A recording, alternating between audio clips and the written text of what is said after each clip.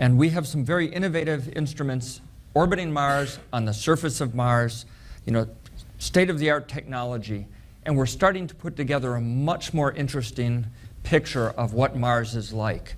Mars is not the dry, arid planet that we thought of in the past. Today we're going to announce that under certain circumstances, liquid water has been found on Mars. These are dark streaks that form in late spring, grow through the summer, and then disappear by fall. They actually begin way up near the tops of this hill here, and they flow down over the bedrock, and when they flow out onto the fans at the bottom, that's where they stand out most distinctly. So these are the features we're talking about. This will show you a little animated GIF that shows you the time sequence of these features. So on the left is a black and white image. This is Pallikier crater, and it's all along the north-facing and west-facing rim of this crater. You can see the black arrows point to many of these on the left. On the right is this animated GIF, and it shows the sequence where these start to form in the early summer.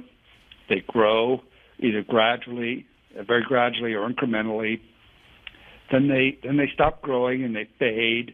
Then they disappear. They're gone entirely for most of the Mars year. The following Mars summer, new features appear and grow that are very similar.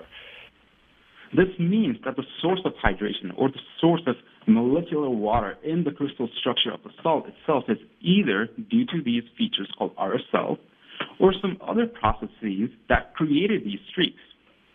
Our findings strongly suggest that these recurring slope lineae are formed by liquid water on present-day Mars. The spectroscopic detection of hydrated perchlorates indicates that this water is briny and not pure. When you look at Earth, water is an essential ingredient in just about, well, not just about, everywhere we go where there's liquid water, whether it's deep in the Earth or in the arid regions, we find life. This is tremendously exciting. We haven't been able to answer the question, does life exist beyond Earth? But following the water is a critical element of that. We now have, I think, great opportunities to be in the right locations on Mars to thoroughly investigate that. Water may be an important resource for future human explorers and inhabitants of Mars, and may decrease the cost and increase the resilience of human activity on the red planet. Looking forward, it is imperative for us to further understand the source of these water for these features, as well as the amount.